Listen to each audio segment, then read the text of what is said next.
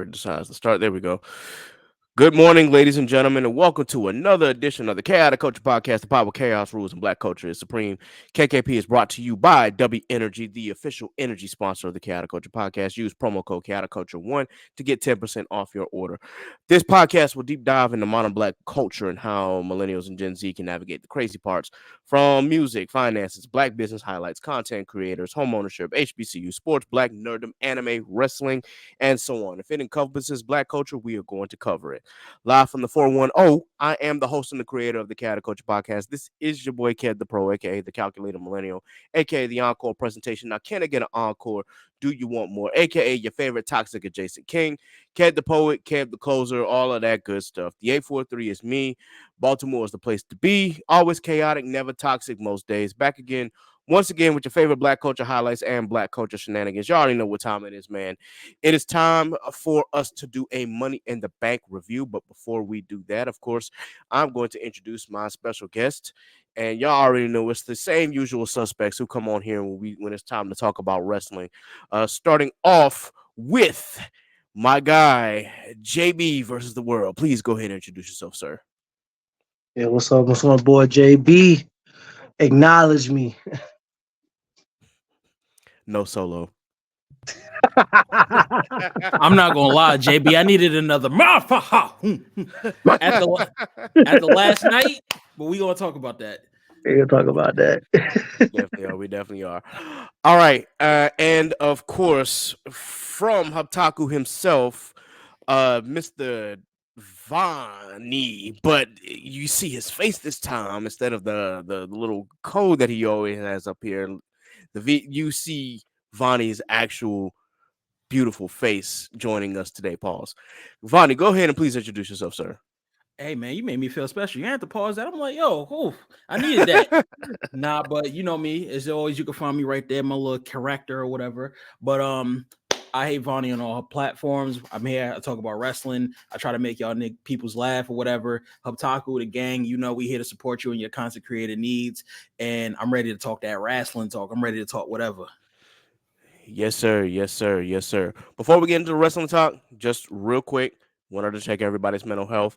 I'm actually going to start with myself so I can get it out the way. Honestly, it's been really cool up here. The the work has been work.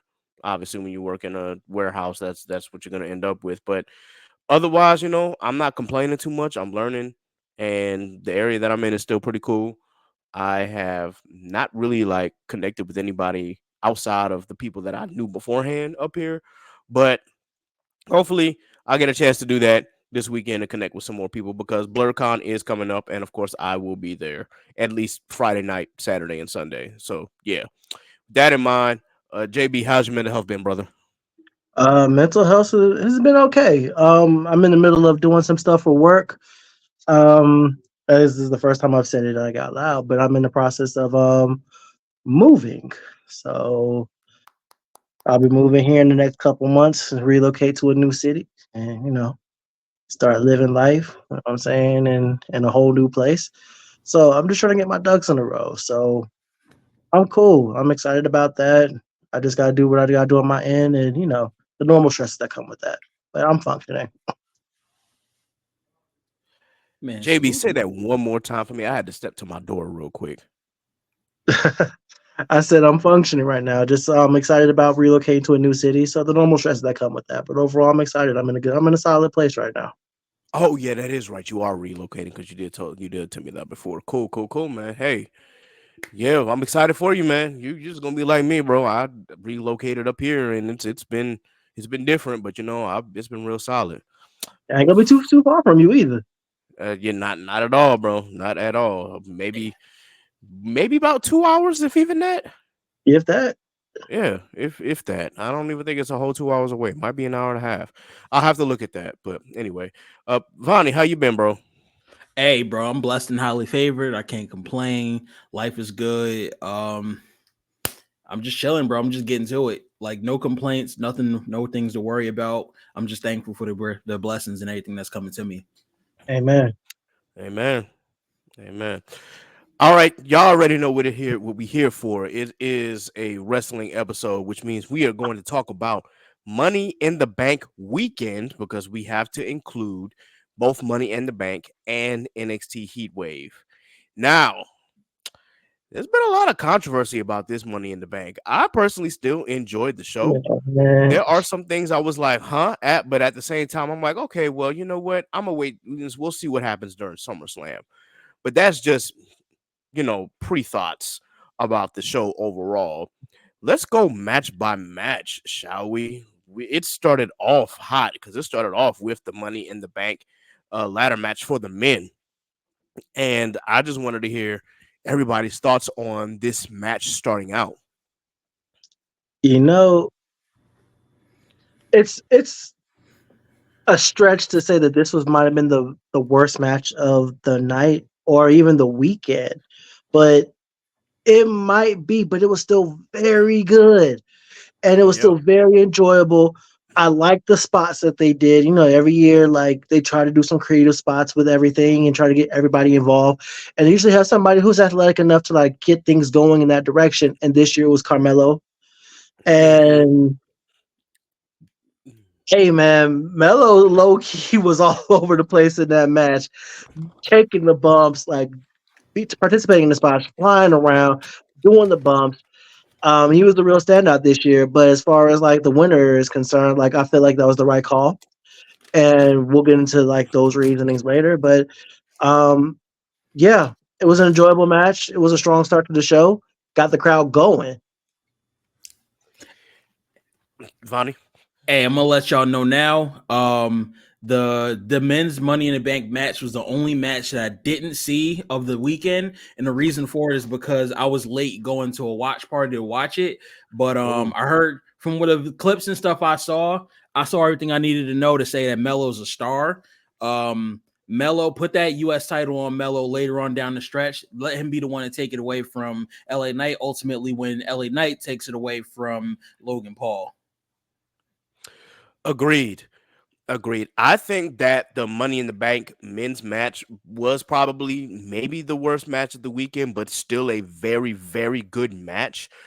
Again, JB definitely mentioned the spots. Melo is definitely a star, and I knew that the moment he walked into NXT. I said, "Yo, he gonna be a star." And it's crazy because Melo was one of those people that I didn't actually know worked in the indies until I looked it up. I'm like, oh, okay, that Christian makes sense now. Casanova. Yes. So with that in mind, of looking at the match overall, that the spot with Melo and Andrade doing the reverse Spanish fly off the Yo, middle rope onto the ladder. Oh my God. I was like, ain't no way. Ain't no way. Oh my Mm. gosh. That was done to perfection. And the Another dangling from the top with no you talking about ladder. Chad Gable? yeah, Yeah. Yeah, when he was dangling from the cabiner because Jay had moved the ladder, and of course he came crashing down and then immediately got hit with the spear. I thought that was really dope too. There was a few spots on there. This man Chad Gable German suplexed a ladder into somebody. that's crazy. Yeah. It's like, bro, really? What are we doing, y'all? What are we doing? Those are really like the major spots for that particular match. It wasn't like, again, the biggest car crash this weekend because we'll get to that, but it was still a pretty solid match. And for those, of course, who did not watch but just want to be spoiled anyway, at the very end, Drew McIntyre was the one who ended up winning as Jey Uso was climbing the ladder. Of course, he launched a ladder at Jey Uso, causing him to fall, and that allowed Yo. Drew to Chuck the hell climb up. at it. Yeah, He he literally chucked said, that "Yeah." ladder like he launched like a lawn dart, bro. He literally launched that shit at him. There's no And protection involved. Nah, nope. just And vibes. with It's wise. And yep. fiber. And with that, of course, Drew McIntyre ended up being Mr. Money in the Bank. Now, of course, if you've been following his story within WWE, of course, this was part of his prophecy and how he told everybody. So we kind of, for me, when that happened, I knew what was about to happen throughout the Mhm. night. Though when we first guessed the match, I thought that his right now his nemesis CM Punk was going to cost him the Money in the Bank match. I didn't realize, or rather, somebody, was it you, JB, or was it you, Vonny, that said that this was going to happen? I said it for sure. I'm not sure if Vonny said it. Okay. I think we might have all been on the same type of timing, but JB definitely was the first person to echo it, though. Got it. So yeah, what would happen next with that Money in the Bank briefcase is what JB called, and he was spot on with that. But again, I thought that CM Punk was going to stop him from actually winning the briefcase. But if he won the briefcase, then it was like, okay, now we know what's about to happen next. But with that in mind, let's get on to the next match, which honestly I think was the surprise of the night. And that was Sami Zayn versus Braun Breaker. Now, there was, again, some more controversy with this because a lot of people thought that Braun should have won. Me being me, I was expecting Braun to win, but I'm not mad that Sami won. In this case, because, and this is just from my vantage point, as a big Sami Zayn guy, he went on such a huge losing streak in the years prior. And so this is his moment to actually stack up some wins. He's been really, really becoming a strong babyface, honestly, since the whole Bloodline story. So I love super strong babyface Sami Zayn. And granted, yes, he's been like the underdog in every match that he's been, with maybe the exception of Chad Gable, but he's shown that he is still a wily veteran. And I like this idea of the wily veteran getting the win over the overzealous upstart. But that being said, I also think that they held off on Braun winning because if you know how wrestling is and how it was in the past, SummerSlam was the WrestleMania for heels. So this would be a great time to, if you run it back, because it was a great match. If you decide to run it back, that's when you pull the trigger on Braun. At least in my opinion, SummerSlam is the time to do that. So, but still overall a great match. Braun really shows that he can go in the ring, and it's crazy just how athletic dude is, for real, for real. I mean, young. Yeah, never mind the fact that he is a Steiner, because we know this, but yeah, it shows that this man got wrestling in his veins. All he needed was that little bit of training that he got, and he's shown that he can go in the ring for real, for real. Like, he really takes after his dad and his uncle. So big shout out to Braun. Braun really had a phenomenal match with Sami Zayn. And again, depending on what side of the spectrum you're on, you may be like, well, Braun should have won or whatever you have you. But again, I'm not mad at the results of that match. Man. Vonny, you want to go first this time? Yeah, the only thing I'm gonna say to this point is I think Sami has to win this match. It was the right choice. I think it was the right choice and the right time. And not only for the fact that, like you said, SummerSlam is the WrestleMania for heels, but also more importantly, it's like when Sami ultimately loses that title to Braun Breaker, Sami needs something to do. So my thought is he's going to be one of the people that's going after this world title that ultimately we think is going to go to who we think it's going to go to. And them two have already faced each other, and Sami has a win against him. So it's like, you want to make it seem legitimate, and you want to make it seem like a refutable, like actual somebody who's going to go against him, and it not seem like, all right, you're just shoehorning him. Like, nah, he got a couple wins in his belt. Like, you have to put him in instances where he makes sense as a champion in order to be a competitor for this world title, especially if you're going to make him lose to this person that we think is going to win that title. There were no less than 3 instances this weekend where we saw, like on Twitter and on the internet in general, the fickle nature of wrestling fans. And this was one of them. I call Braun to win this match. I'm definitely not mad about Sami winning. Sami, like, to your point, what you said, Vonny, Sami went for about, 2-3 years on a losing streak. Like, if you watch Ups and Downs on What Culture, he had a losing streak counter for like the longest. He really did. Simon Miller had that Sami lose counter. That shit is hilarious. Hilarious, man. Shout out to Simon Miller, man. But yeah, he was that for the longest. And then, of course, the Bloodline story upped his stock. He got healthy, and people started running with it. And they wanted him to beat Roman just last year. How are you going to be upset? Like, he beat Gunther at WrestleMania this year. He beat the longest reigning tag team champions at WrestleMania last year. And you're upset that the guy that beat Gunther, the guy that unseated the longest tag team champions ever, is being booked to beat a rookie on the main roster? Like, y'all Exactly. upset about that? They want him to be Brock Lesnar so bad, and it's like he's not. Like, let him be Braun Breaker. He's not. But also give Braun time. I think what Braun is like 25, 26? Yeah, he's Mm. one. He's one of them age. And he's only what 3 years in the business altogether. That Give boy him came in time, and he'll be 2021. fine. He's not going to win every time. Give him fine. Like, if anything, this loss will fuel his character and is going to make him stronger going into the next one.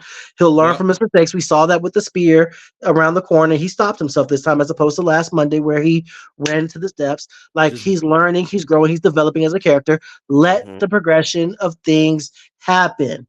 It's okay. There's nothing wrong with Sammy winning. I think it was the right call, even though I didn't call that. And it was an amazing match. It was a really good match. It was a really good match, man. People just, as you said, people are fickle. And for me, I'm like, either way that this match could have gone, whoever won the match was going to be the right decision either way, because you could say, okay, you put the Intercontinental title on Braun, you know, pretty much you have rocket strapped him to the moon, or you can have him lose just to run it back in the very next month, and it won't make any difference. So, in my opinion, you know, Sammy won, and as we've said, like, Sammy literally beat the unstoppable Gunther, who, mind you, guys, there's only been 3 people to ever beat Gunther, and yes, Braun was one of them, but Sammy was the other one, and the third one being Ilya. So, in the entirety of WWE, only 3 people have ever beaten Gunther. Well, if you want to talk, we don't count Survivor Series. That's Survivor Series. Nah, we don't talk about that. No, we don't talk about that. But if you did that, even if we did, that's Drew McIntyre. Yeah. So with that, so with that, and then again, as we said, he was literally the longest reigning Intercontinental Champion, and then he was part of a tag team that dethroned the longest reigning tag team champions of all time. So come on, guys, like Sammy has some stock behind his name, so we'll just leave it at that. The next match, if I'm not mistaken, is the World Heavyweight Championship match, and this one also had some controversy behind it for a few different reasons. Now, guys, let me preface this by saying, listen, people make mistakes, y'all. People make mistakes, and wrestlers make mistakes all the time. Botches happen. Yes, we know that there was a missed opportunity for Damian to kick out of that Falcon Arrow, but either one of two things had happened, and we didn't really get any confirmation on what happened. Either Damian was legit knocked out when Seth Rollins hit him with that knee, or somebody in the truck missed the cue to play Drew McIntyre's music. I think it was one of those two happened. One of those two things happened. And we'll never know. We'll never know what happened. We'll never know. Either way, like you said, botches happen, mistakes happen. These guys are professionals, and harping on the negative as opposed to the positive isn't going to get us anywhere. It was a fantastic match. Fantastic match.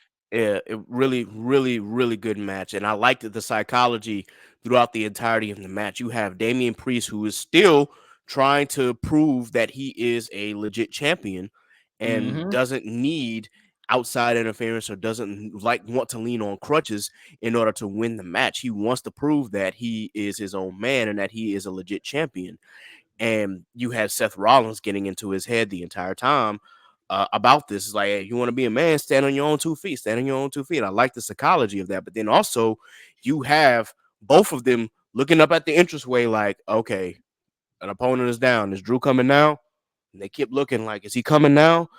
I liked that anticipation that it builds, because they just knew like, yo, Drew is not the person to wait like he should be with that briefcase. He's going to want to get his championship as soon as possible, because he says throughout the entirety of this buildup that he wants to get back to being world heavyweight champion, because he is thirsty for that moment again. He was only world heavyweight champion for 5 minutes and 46 seconds before Damian took it from him.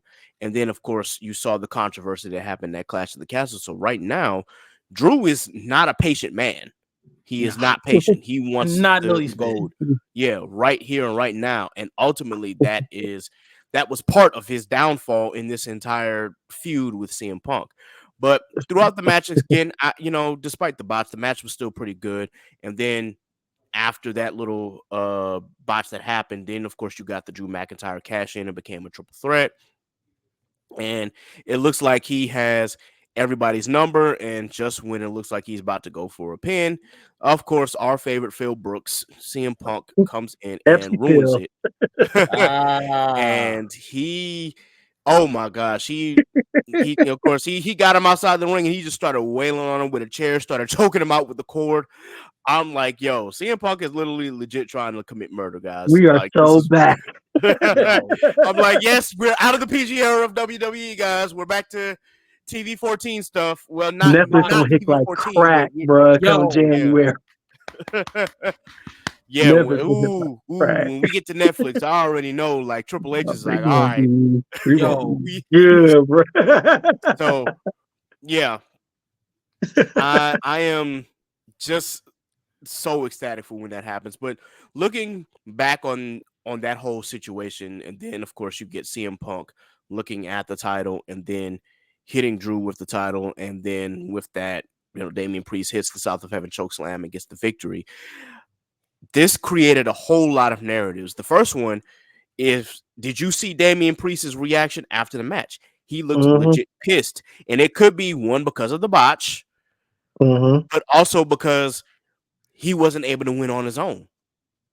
Yeah. So now you're just like, he's in the back of his head. He's like, fuck, I can't believe that happened again. How am I going to prove myself as champion? Like, you can tell that he was looking like that, like, because that's what he really wants to do. And then, of course, CM Punk once again cost Drew a world title shot. And a lot of people say, oh, it wasted money in the bank. And I'm like, nah, this is actually a perfect story behind it. Depending on what side of the aisle you're in, because I have a lot of Virginia friends who don't like CM Punk. So, of course, they're tired of the shenanigans.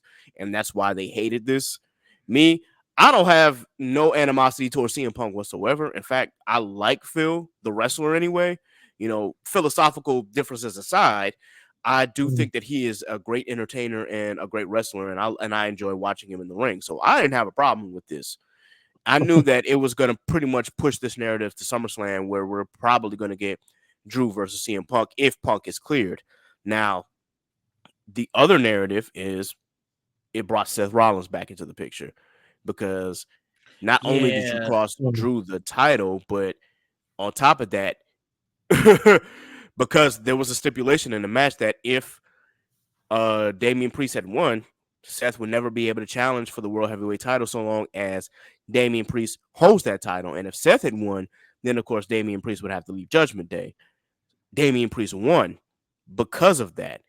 And so now Seth is like, well, not only do I have gripe against Drew because I didn't get pinned, he came and made this match a triple threat. Now I have an even bigger gripe with, CM Punk again, because he literally just cost me my chance at becoming World Heavyweight Champion. And there was already pre-existing beef there. And exactly. In real life too. Yeah. So it's crazy. I'm like, yo, that just created a whole bunch of narratives between these four men for real. So this will be interesting to see how this plays out. But overall, I enjoyed the match. I enjoyed the shenanigans. And overall, WWE, and I'll share my thoughts about the whole Money in the Bank situation, but I'll let my guests talk and, give their opinions. I'm going to let you go first, JB. Bravo to Triple H. Bravo to everybody involved. I absolutely love the way that it played out. I absolutely love it. Before I get into that, listen, Damian Priest is not Rhaenys Targaryen. You're not the champ that never was. You are the champ. I understand that he's upset, but it's all good. I know that's going to be a story. That's going to be the story for him and his character going in and out of his reign. Also, beautiful tie with Seth Rollins, because Seth Rollins really is the victim in all this. And it's going to be interesting to see how that plays out, because now part of me is thinking that Seth is going to get involved with the match with Punk and Drew at SummerSlam, and that kind of sparked that feud. I think they're pinned for WrestleMania next year. That's my early thoughts. But yeah, in wrestling, this is example number 2 of like wrestling fans being fickle this weekend. The obvious thing is the right thing sometimes, and it's okay. Not Drew. Punk said not more than 3 weeks ago that for as long as he's in WWE, for as long as he's breathing, Drew would never be world champion again. What did you think was going to happen to the pettiest, most hating ass wrestler this side of Kendrick Lamar? Like, what did you think was going to happen? He said it. He kept his word. On top of that, he got the receipt, bro. You take something from me that's precious to me and my family like that, I'm gonna be on your ass too. I'm gonna be on your ass. And you got Pepsi Field riled up, who said he's the devil when you got him riled up. We shouldn't have poked the bear. It is what it is. This shouldn't have been unexpected from anybody watching that's been paying attention. I know some people said they're tired of the same endings with Drew in his title matches, whatever. But all of this ultimately, yeah, you can say that narrative's tired. But for character wise, he brings this on himself. That has been his thing for almost the last year. He brings this thing on himself. And like I said in my predictions video, he takes steps forward, then he takes steps back. And it's all his fault.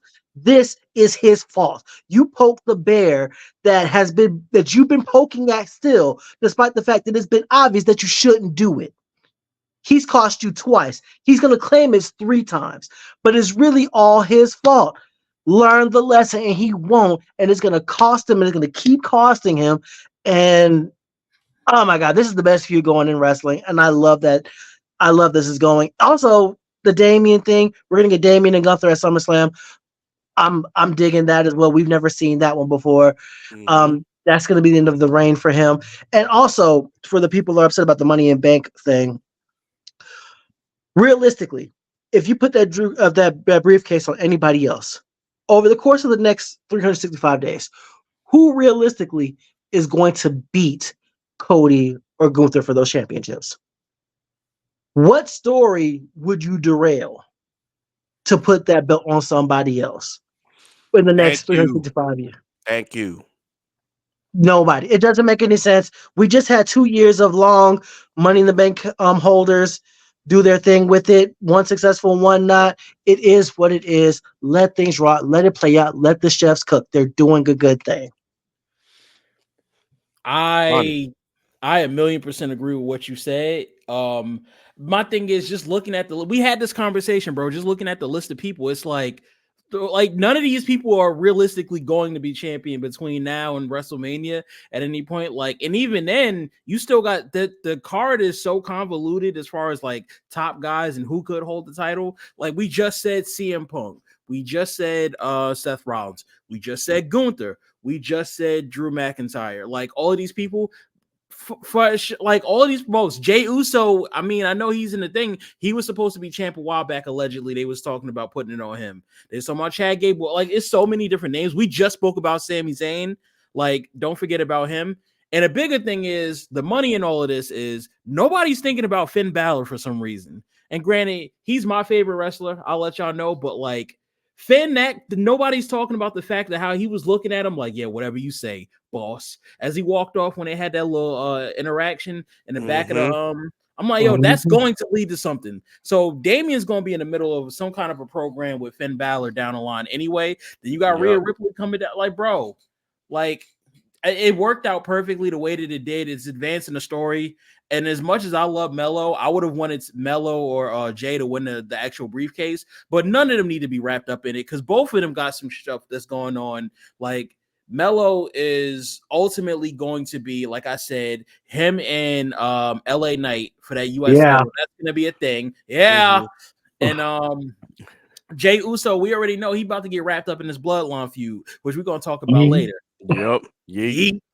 So, I mean, that's that on that. But I think that he cooked. I think this was the best way possible. I don't need another person carrying a briefcase just to carry a briefcase for whatever reason. I think it played out perfectly. Now, I'm gonna give my opinion on the other briefcase situation, but I'm gonna leave that when we get there. Right. Overall, for me, I think that WWE kind of just wants to focus on one briefcase at a time. Or rather, if you remember last year now, Io Sky, it took her a month before she cashed in, but Damian had held on to that briefcase for damn near a year. And so I think that with that narrative for them, they don't want to do the same thing over and over again, like, oh, let somebody hold the title for or hold the briefcase for a long period of time. We got a story here. Let's just go with it and keep it moving. So yeah, we're not gonna have a Mr. Money in the Bank for the remainder of the year. But it's not the first time that has happened. But still, I think that personally, with the Miss Money in the Bank winner, you can create that story and that narrative of someone holding it in until like the right moment to strike. There's plenty of ways that you can do that. And I think they're about to cook, Vonny. I think we on the same page. Yeah. But they're about to cook with that story. We'll get to that. They definitely are. I'm ready for it. As far as like with the men's, like we said, Jay is probably going to be involved in a bloodline story again. Chad is dealing with the Wyatt Six. Andrade, I don't know what they're going to do with Andrade right now. He the speed champion. He the speed champion. Sure. He didn't even get a pop when he came into the ring, bro. Man, they need to do something with that man. He is too good. He just got to start beating niggas' asses. I don't know. But I personally I love Andrade in the ring. And so yeah, he's amazing. That's why I'm like, yo, when I hear El Idolo, I'm like, oh, okay. But I will admit, like when I first hear his music, I'm like, wait, who is this? And then you get El Idolo. I'm like, oh, it's Andrade. Okay, cool. I'm ready for it. But I personally liked his old music when he first came to WWE, but I understand why they can't go back to it because CFO $ no longer is employed. But yeah, whatever. Yeah, that's just so much. I miss them so much. But no disrespect to Def Rebel, no disrespect to Def Rebel at all. All disrespect to Def Rebel. Speaking of which, before I move on, how did y'all feel about Braun's new song? Because now we got it's more rock. I don't know how I feel about it. I gotta hear it again. It's got lyrics, so this is the one we're going to be stuck with. So I'm sure it'll grow on me. But that first joint, his NXT joint was a banger to me. I was fine with that. Yeah, his NXT joint was cool, and then when he came up, I was like, they changed it. Why? But they changed it again, so I'm thinking this one is probably going to stick. So I'm looking forward to seeing or hearing it again. It took me a minute to get used to AJ Styles' new one because I was like, I don't know if I like this, but the more I heard it, I was like, yeah, you know what? His shit fire. This ain't bad. It's not bad. Somebody said it's better. Somebody said it's better than the last one. I'm like, that's cap. No, absolutely not. No, it's not better than the last one. It just it fits his character though. So that's why I'm like, yeah, you know what? That ain't bad. It ain't bad at all. I want to get one ignorant take off before we go into the next match. While Def Rebel been definitely cooking as of late with a lot of these themes, and I saw somebody say that if it's a Samoan, Def Rebel about to go crazy in the booth. Yes. What I will say is my ignorant take might be the fact that I kind of maybe sort of, and I might be jumping out the window, feel like C4 might have given us the best set of music we've ever had in WWE. I don't know. I mean, Jim Johnson is a legend, but it's like it's I don't know. I don't know. That's a tough. I don't want to put two baddies against each other. CFOs, man, they didn't have a lot of misses. Yo, CFO, they came in the game and it's been banger. Jim Johnson too, again for legacy, but I mean, hey, man, I will say that CFO $ and Jim Johnson have had more hits than they had misses. Let's not, confuse that each of them have had misses before. But when they hit, they hit. And it's the same with Def Rebel. Like Def Rebel has a lot of misses, but when they nail it, they nail it. Oh my god. It would be disingenuous. It would be disingenuous if we said that Def Rebel is like the worst thing to ever happen to wrestling music. They've got they have enough to put together a top 10, top 15. If you want to go that route. Bro, y'all hear Carmen Petrovic's theme? Yeah. Bro, the sling, dun, dun, dun, dun. Bro, come on, Yeah. nah. Y'all not gonna Yeah. disrespect. Y'all not gonna disrespect that And rebel then like they that. did EO's. They did EO's theme. They not gonna Yeah. disrespect that Tokyo rebel. Shop. Yeah, that Nah. goes. They did Roman shit. They did Roman. Yes. They did all the bloodline. Everybody in the bloodline. Yeah, everybody in the bloodlines. Nah, man. They got the credit for a Big E's theme song with Wale. Did Do not they? know that. Yeah, they got the production credit. Okay. Yeah, like That's- they've got a list. They got a I mean, certified listen, list. LA Knights theme. That's Def Rebel. Chef's kiss. Yeah, Yeah. both the Seth Rollins themes. This one and the Monday Night Messiah one. That's them. Yeah. Now I wasn't feeling the Monday Night Messiah. It fit his character, but I wasn't feeling that one. But that's I just a like the personal thing. taste. I don't even remember how it go. I'm I not gonna hum remember. it. I mean, I'm not gonna embarrass myself and hum it. Yeah, but nah, they definitely hit when he came out with this. Well, it's not new anymore, but yeah, when his latest one had come out, I was like, oh, wait a minute, this should kind of go. This shit Yeah. Well, Let's see. They did Ilya's theme, Carmelo's theme. Mhm. They did Trick Trick Williams. Williams theme, bro. Come on. Yeah. Yeah, I want They to hear did that. the D'Angelo family, the new joint he got. they did both of them honestly, but the new one I think That new is one. fire, bro. Then you add them strings in there. And that whole Yeah. orchestra is like, oh no, this makes the theme a lot darker. Oh shit, we on Yeah. some real Godfather shit now, for real. But yeah, I Def Rebel definitely does have hits when they hit. So I will give them all the credit. They've been doing a lot better recently than they have done in the past too. So there's that. So let's go ahead and move. Before we get to the next match, of course, we did get an announcement before the championship match that, of course, John Cena it will be officially retiring in 2025. It is really crazy that a dude that we've been watching since 2002 is getting ready to hang up the boots, but at the same time it's like, yeah, you know what, it's really, I guess it's pushing that time. John Cena had hinted before that the end was near, so now the end is really about to be here.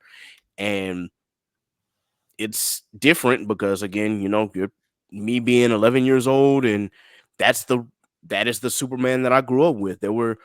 I liked John Cena more than I was booing him. There were times where I did boo him, but most of the time I was like, yo, I like John Cena as a kid, like that, or excuse me, as a preteen and as a teen. Like he was the I don't want to mention, he was the Stone Cold of that era. I ain't gonna say the other guy's name because fuck Terry Bollea. Anyway, if you know, you know. That's all I'm gonna say. I ain't gonna say his ring name. He doesn't get that respect from me.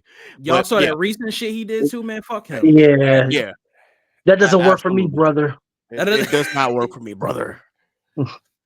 brother. Anyway, yeah, man, it's different, man. John Cena being gone is going to really hit different, but I know that he's been kind of easing his way out of wrestling for quite some time. It's just when you think about it in real time, like, yo, he's really about to be retired at the end of 2025. It's gonna be crazy.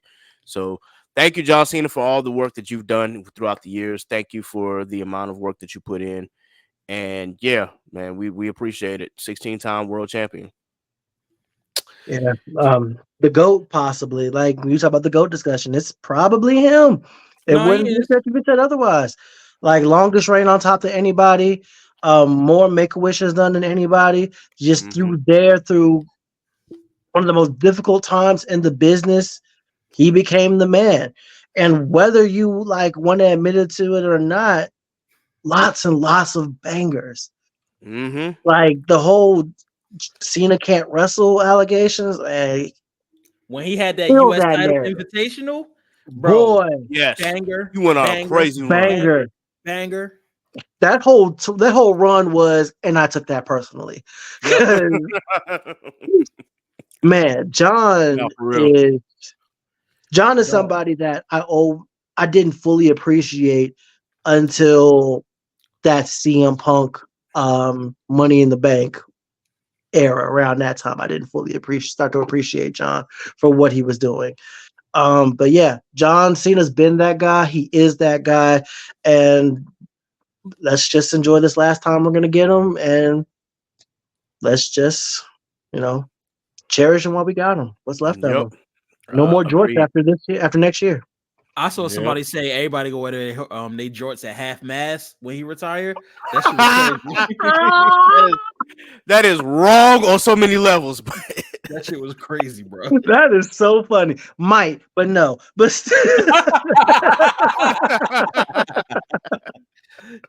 He said that is so wrong on so many levels. But actually, I'm gonna make some text messages. all right. Man, What's Well, that even look like? You gonna walk around with your like ankles looking like walk around like Mariko from Shogun? or look like Vince. oh Lord, let's not even get into that. Oh, I don't need that visual in my head. Anyway, what's up, Brad? yeah. Next match, please. Women's Money in the Bank. Let me just say from my perspective, this is probably the best, if not one of the best, women's Money in the Bank matches that we've had in the history of the women doing it. Yep. In the 7 years that they've been putting this match on, this is definitely, if not number one, definitely number two, but not, it's probably number one. And when I say just the spots that they did and attempted to do were insane. First and foremost, I really hope that Zoe Stark is okay, because I know she tried to do her little springboard whatever onto Lyra Valkyria on the ladder, and she ended up actually hitting her head on the ladder. So I really hope that she's all right. Yeah, that is oh god, that looked like that absolutely hurt. And then Lyra, of course, tried to sell it, but I was like, yo, Lyra, like Zoe really hit her head. Oh god. But there was also Naomi doing that split-legged DDT from the two ladders. Like, Naomi, oh my gosh. Thank you, Lord Jesus. That listen, when it comes to black women in wrestling, just know, yes, that's always gonna be my answer is yes. And all day and tomorrow. Yeah, yes. And then let me not get started on them NXT prospects, because Shawn Michaels, HBK, boy, you have an eye and a type, and I am with the agenda, my brother. Anyway. Boy. Just that chainsaw man. He just like me for real meme. Just like me for real. So you had that spot. What were you saying? Oh, I said Miss Parker. Miss Parker. Jada Parker. Oh my gosh, man.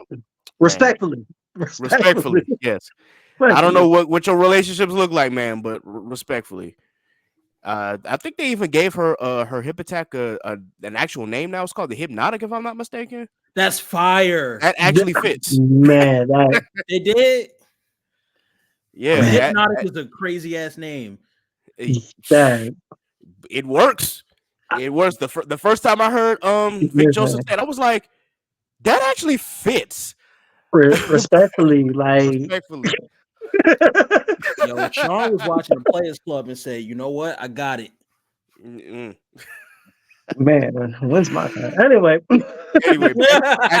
back to Money in the Bank. Now that we had that spot with Naomi, we also had there was a couple of other spots.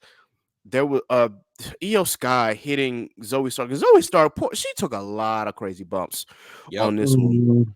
Zoe Stark taking that Michinoku driver onto the middle of the ladder. Oh, that shit was crazy. Yeah, that didn't even hit clean, did it? No, I don't know if it did or not.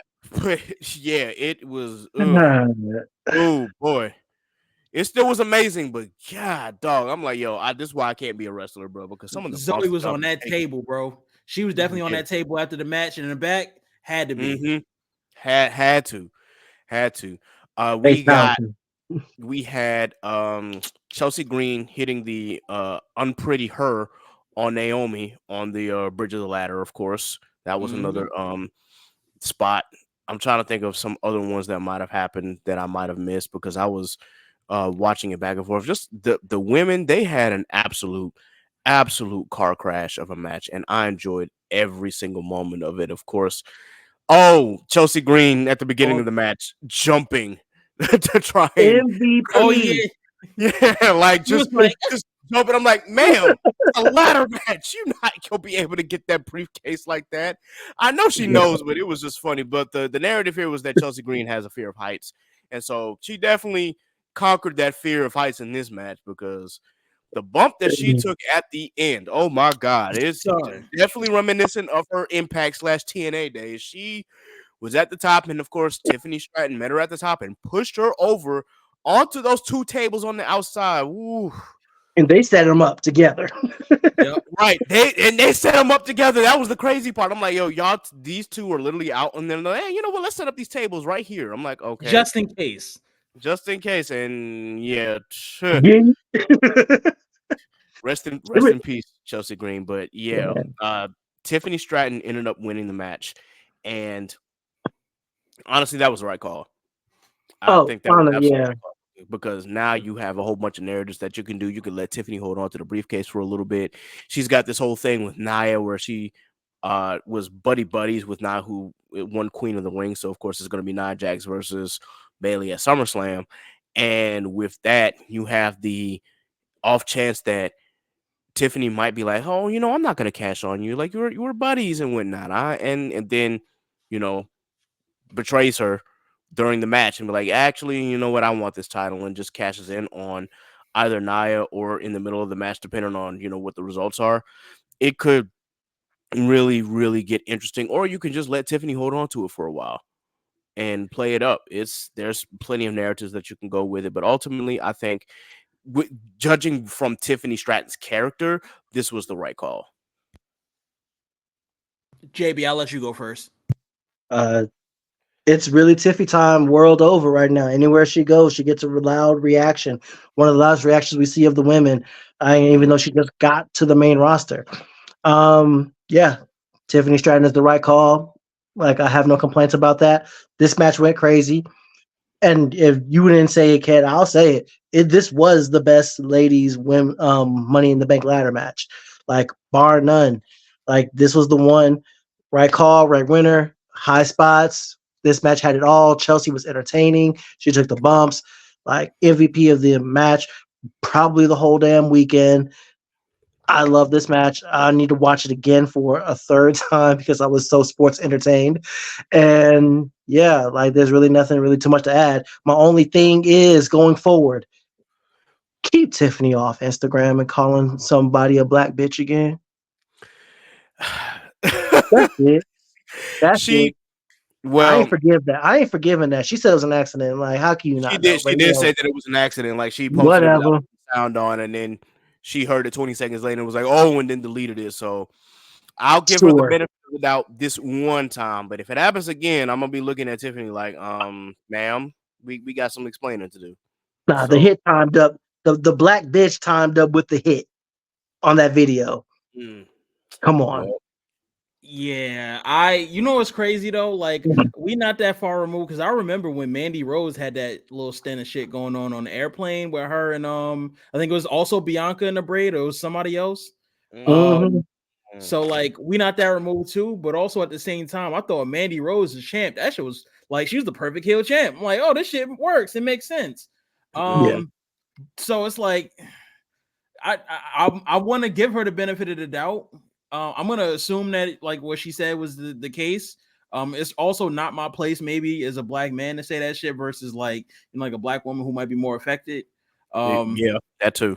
So like, a part of me kind of want to mind my fucking business, but what I will say, as far as like the actual match in itself and like the agreement, like, I agree with all of y'all on that point. But the two things that I do want to take away from this is, objectively, Tiffy was the right choice. Tiffy should have won, and it makes most sense for the story. But subjectively, bro, Chelsea Green should have got that victory, because Chelsea Green would have made the most sense to hold the actual briefcase for a while. And even if you didn't want her to win and she failed to cash in, it would have made sense. But also, like, Chelsea Green winning that briefcase stands to give her the best chance to actually win the title and hold it for a while. Even if it's not immediately, she could have kept it for a while and then just cashed in, like, down the line. Even if it's not at SummerSlam, we talking like a Royal Rumble or something like that. And now she champs, some shit like that. Like, that would have made sense. But where I'm not that mad at it is that Chelsea is gonna be Chelsea. She's gonna be fine. Both of these stars, Tiffy deserves it because she's amazing. You saw that in the match. And also, a little birdie is saying that they're gonna make a women's intercontinental and a women's US title. So That too. yeah. And I know the women have been asking for it. So, especially since NXT now has the Women's North American Championship, which we're going to talk to in just a few moments here. Yep. So, yeah. One thing before we move on, fellas, I just want to feel the temperature because I feel this way. Chelsea Green, best Triple H rehire? Yeah or nay? Definitely up there as one of the best. If I'm looking through it all, Triple H rehired her, right? He rehired her. Did Drew get rehired by Vince? Yeah. Well, one of the two. I mean in the post-pandemic, like since he's taken over creative. We're talking like after Vince left. Yeah. Like after those people rehired. After Freaky V. Yeah. Yes. I would say, definitely one of the top ones to get rehired, especially from a character standpoint. She hasn't gonna go in the ring, but definitely, like, I've enjoyed her character. She's so entertaining. He brought back Chelsea Green, who again that makes the most sense. He brought back Scarlett, brought back Karrion Kross, brought back Authors of Pain. Hit Row. We'll see what happened there. Yeah. You can't. If Swerve was still there, I would have been like, bring back Swerve. Don't bring back Hit Row. He carried them. But anyway, I'm trying to think who else did he brought back. He did bring back, or rather, Johnny Gargano came back. When he realized that Triple H was taking over. So but that's more of a re-sign. That's more of a re-sign. That was a re-sign. It's like, oh, Triple H is in charge. All right, bet I'm re-signing. And in that case, it would be like I would have said Io Sky because she had to re-sign. Mm-hmm. Oh, whoa, Dakota Kai. Oh, yep. Up there as well. Yeah, but we love King Coda. I'm biased because Dakota's probably my favorite women's wrestler. Nah, she's definitely top 3 of my favorite women's wrestlers that's in WWE right now. But love me some King Coda. Yeah. And I guess technically Naomi is a rehire because I mean she walked out when Vince was still in charge. So yeah. So it's a lot, man. But I think Chelsea Green, as far as character work, she's definitely one of the top re-signs since 2022. I'm with it. And with that, the last match of Money in the Bank was the 6-man tag match between the WWE Universal undisputed WWE champion Cody Rhodes, Randy Orton, and Kevin Owens versus 3 members of the Bloodline, and that included Solo Sikoa, Tama Tonga, and the debuting Jacob Fatu. Now, let me just preface this by saying this. Jacob was literally I'm surprised that his back is not broken from carrying the Bloodline because he literally carried that match purposely to the way that the match was written. It seemed like every time the other team had gotten some kind of momentum against the Bloodline, Jacob would change everything. Like just anything that he did, like the fact that he no-sold the draping DDT from Randy Orton, that's when I'm like, oh, this guy, he's about to go crazy. And anytime it seemed like, oh, the team got a leg up, here comes Jacob Fatu. He literally drug Tama Tonga back to his corner just so he could tag in. It seemed like no matter what they did, Jacob was around the corner. And they even, when they were trying to do the triple power bomb on Solo, Jacob. The way he came, you saw how fast he super kicked 2 people? Yes. Jacob was that guy, man. And then Kevin Owens even frog splashed him through the announcer's desk. Cody Rhodes hit 2 crossroads on Solo. And before he get that third one up, Jacob was right there, casually hitting a whisper in the wind. Johnny on the spot with it. Yeah, then of course knocking him down with the Impaler DDT, and then allowed, called for Solo to come hit the spike, and Solo hit the spike and got the 1, 2, 3. So with the rundown of that match, obviously there's some narratives here. Solo can say, hey, I pinned the undisputed WWE champion, so now I get a title shot, and this can open the door for, obviously, for Roman to come back and change the game.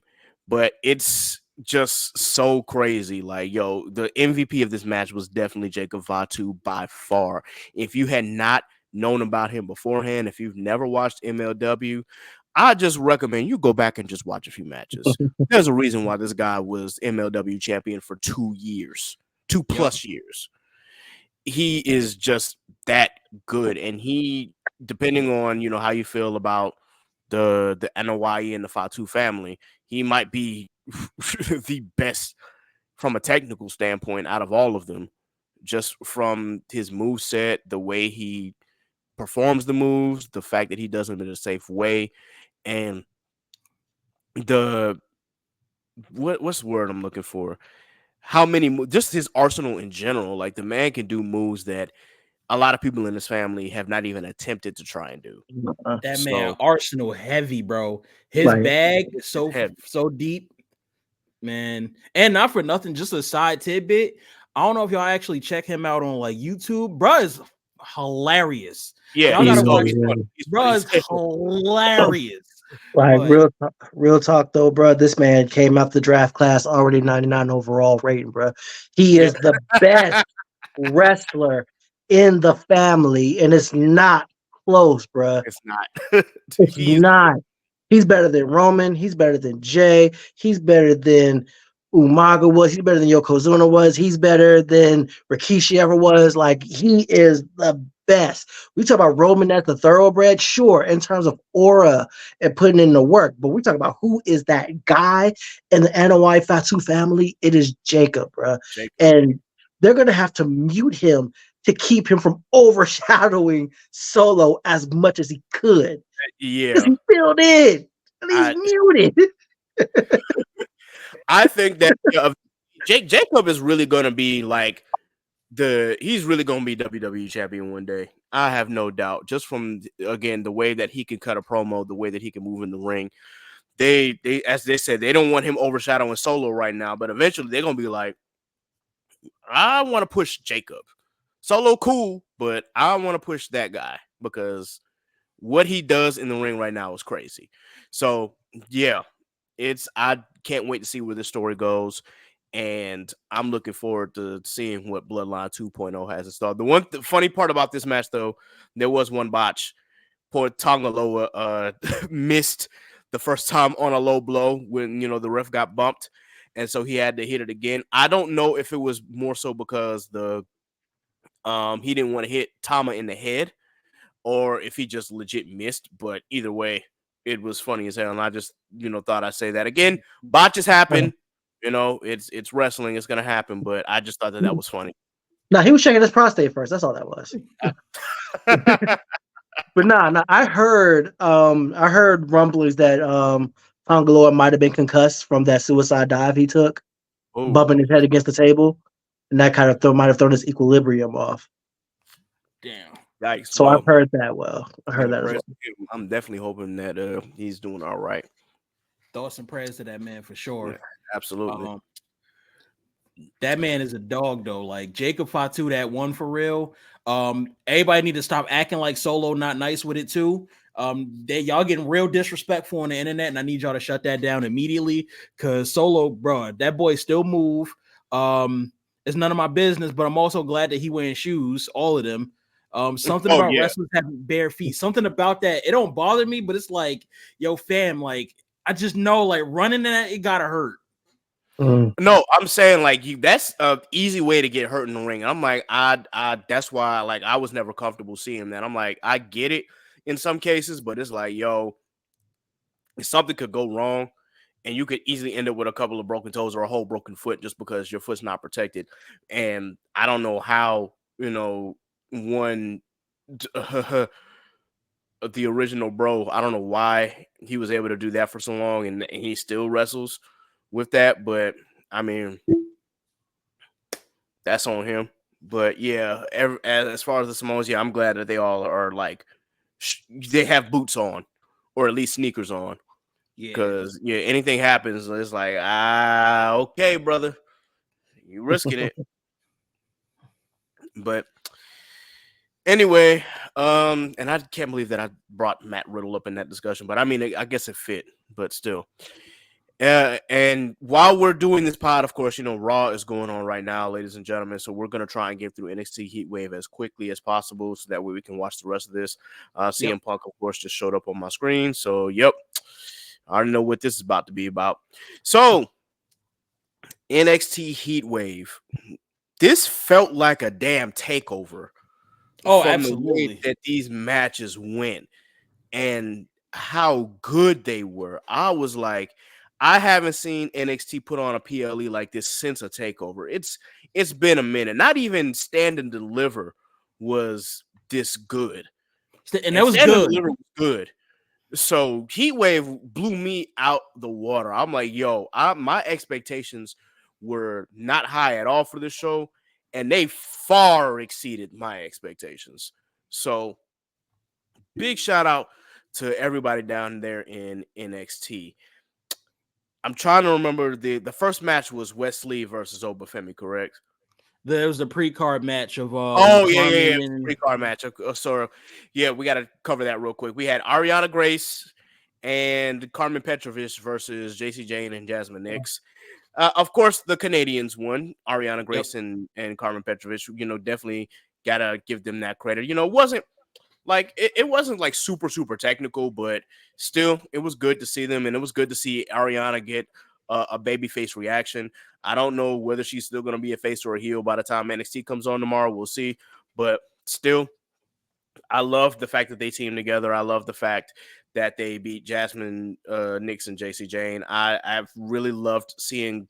I want to see more of Carmen in the ring because I think she has a special moveset that she can really flourish in the ring, almost like one Lola Vice, but we'll see when we get there. And I definitely want to see more of Jasmine Nix as well. I've never been big on JC Jane wrestling wise. Character wise, yes. Wrestling wise, she's not really been my favorite, but I still enjoy seeing her whenever she comes out there because I mean the character is just enthralling. Typical mean girl shit, but it is what it is.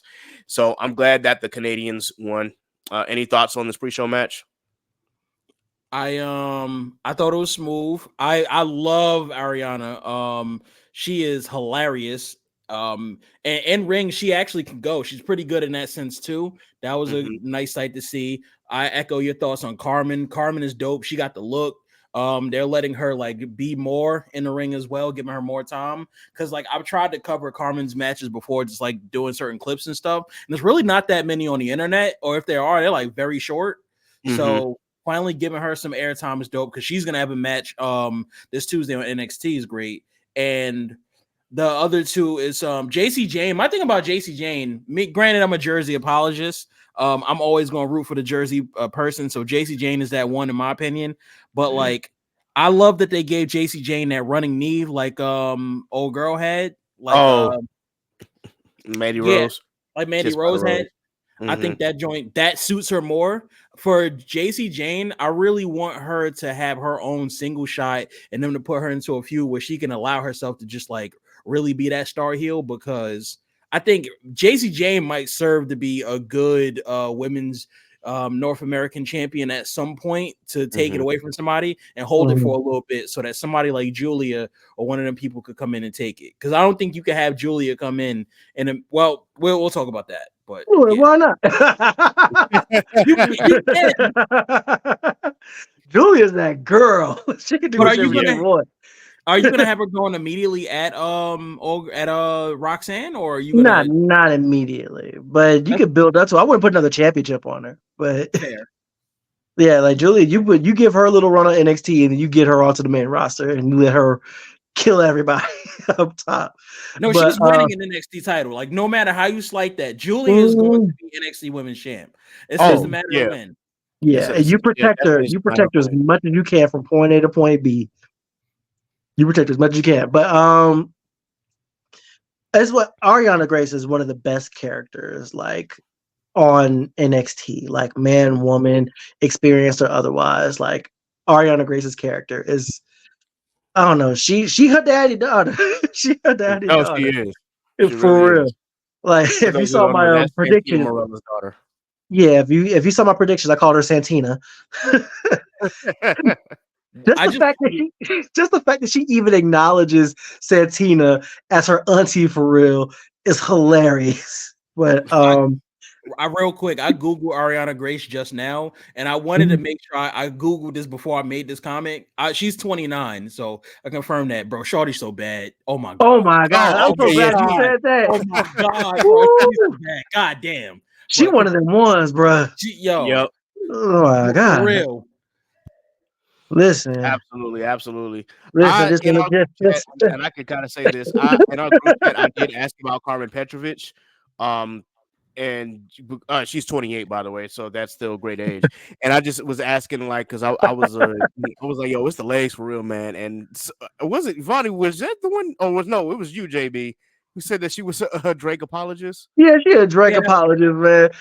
I actually had like a little short exchange with her during the Drake Kendrick stuff, and she was like on that. Well, Drake makes better songs, so he's winning in my eyes, and it's I like, mean, respectfully, Carmen, I'm sorry, man, but stay out of you it. have no say in this. Like, She a stay white out. This is bro. not for you. She a Yeah, white woman from Canada, bro. Like, what you really Canada, expect from her? exactly. Yeah, Hey, nigga, but passion fruit. Come on, what you gonna do? Passionate from miles away. Passive with the things you say. You ain't. You want to sit there? You want to sit straight, yeah, what she gonna do? man? I That mean, little drum loop from the other joint, the doom, da doom, doom, da doom, doom, where Herman or Georgia Smith. Come on, bro. My hips Yeah. moving. In the ring, right. though, they got something with Carmen. In the ring, they definitely do have something with her. And I do like Jasmine Nix as well. I think that she needs more work. She's fairly new to the scene anyway, so that tracks. JCJ, I'm with you. JCJ needs more than what she's been giving. Her and Gigi both since the breakup with Toxic Attraction haven't really been giving too much. Gigi's Gigi's hurt. injured. She's injured. Yeah, Oh, because she was supposed to have a whole thing with Ariana Grace, and it was like she was supposed to have a makeover and stuff. Like, what happened? yeah, I didn't she know she got got hurt. hurt. Like, So yeah, well, hopefully she returns and they can probably continue that. That would be funny. Mm-hmm. I can't yeah. wait for that. So let's go ahead and move on to the match of the night, in my opinion. Open. Seth Rollins just came out. All right, guys. Wesley versus Oba Femi. Whew. Oba is rookie of the year. Like, Yup. wow. That's all I got to say is wow. This is probably his longest match, and it's definitely his longest singles match because he was involved in triple threats, all defending the title and whatnot. But this proves that okay, he's done a full length match with someone who can like really go in the ring, and we all know what Wesley can do in the ring. So this is absolutely insane how great that this match was. Like I gotta talk about that toss. Shout out to Wesley for being able to sell that really well. But this man Yo. Oba just The tossed him. F-150. Yeah, Yo. that man Helicopter. spin like it was like an F10. I'm like, yo, this dude is really like going in this airplane spin. Wow. Okay, bro. Okay. Yeah. This was a great match. Great story for West to tell, trying to get back the North American Championship, knowing that if he doesn't win this match, he will never be able to go for that title so long as Oba holds it. So it's the same stipulation as the World Heavyweight Championship match. But yeah, this match was absolutely incredible. Yup. Anytime it looked like West had caught back up, Oba had an answer as far as strength, and it seemed like no matter what Wesley could do, Oba found a counter.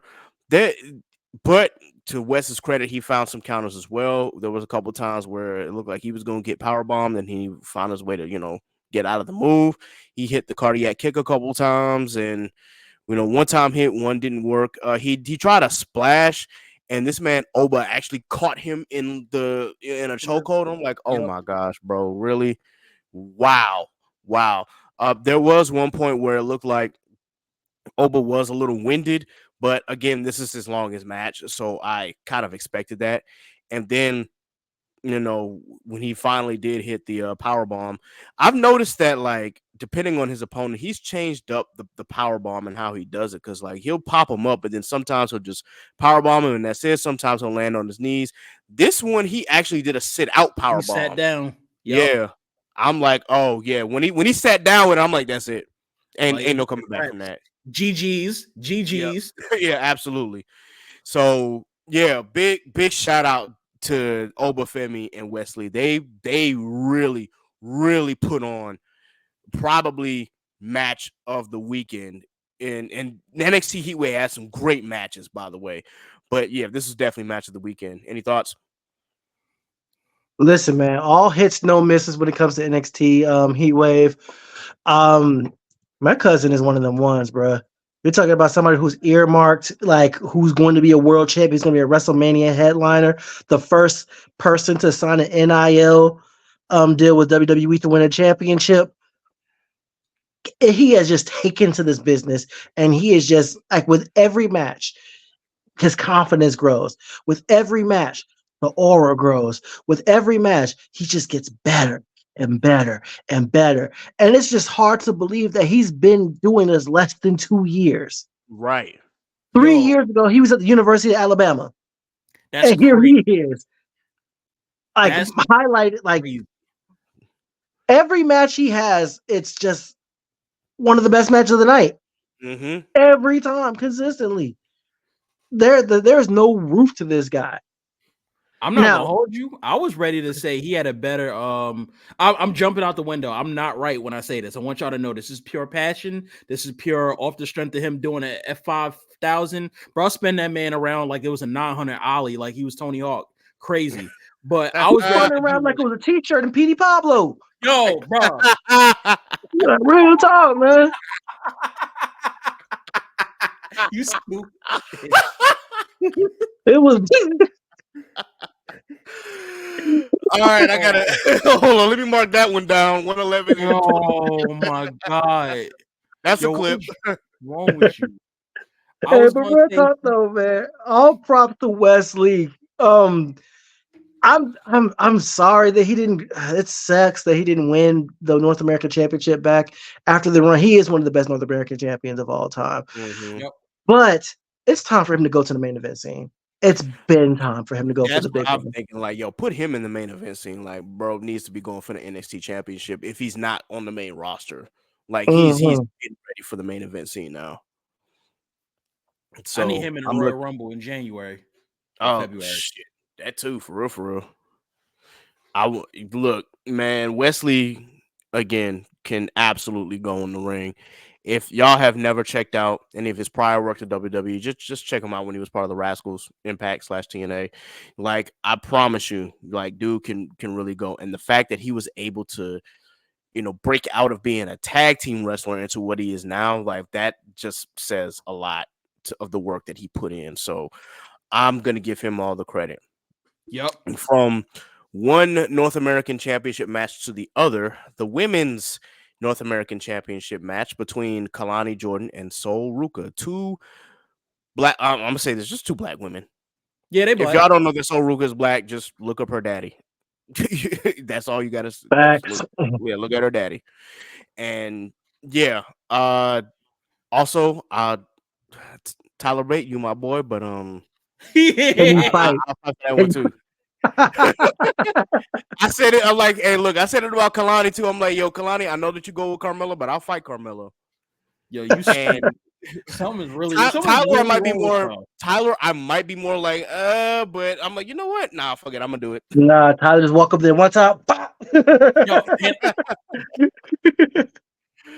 but listen, we said that the men's match was great. The women, they put on a show for two women who have not been doing this long at all.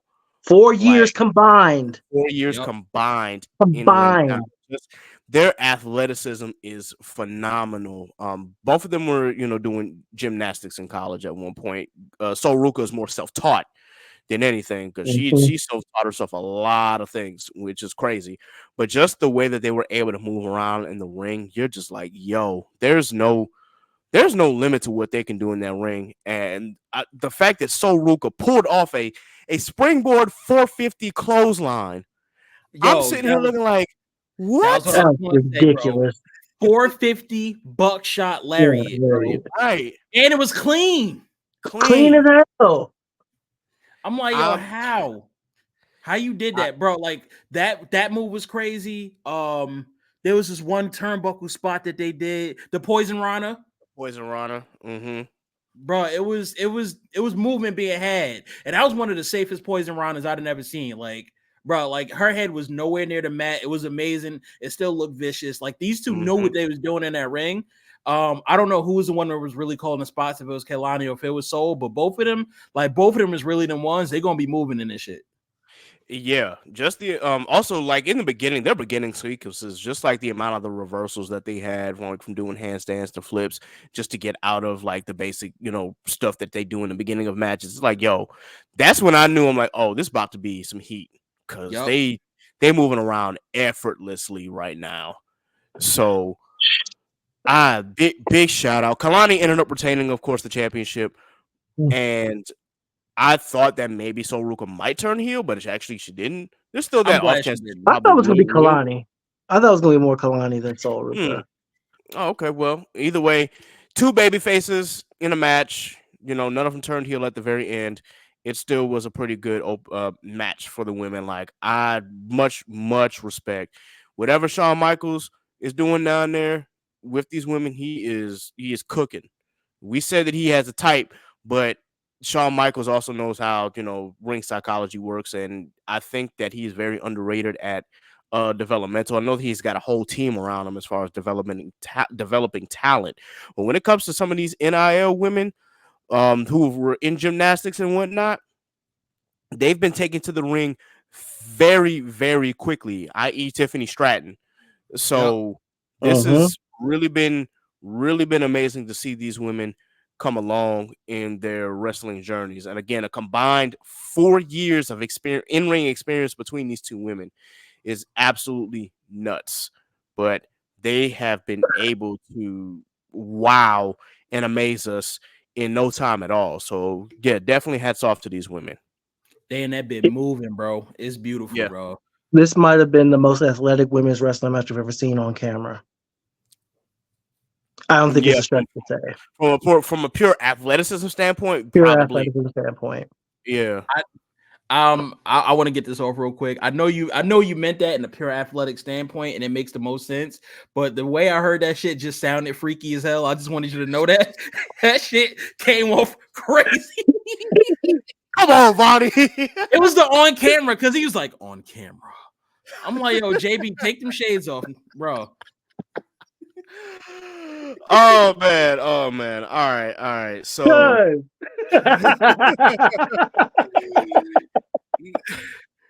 real quick, because honestly, this was probably the match that I was the least interested in, but I was actually still amazed by what they were able to do with the tag team championship.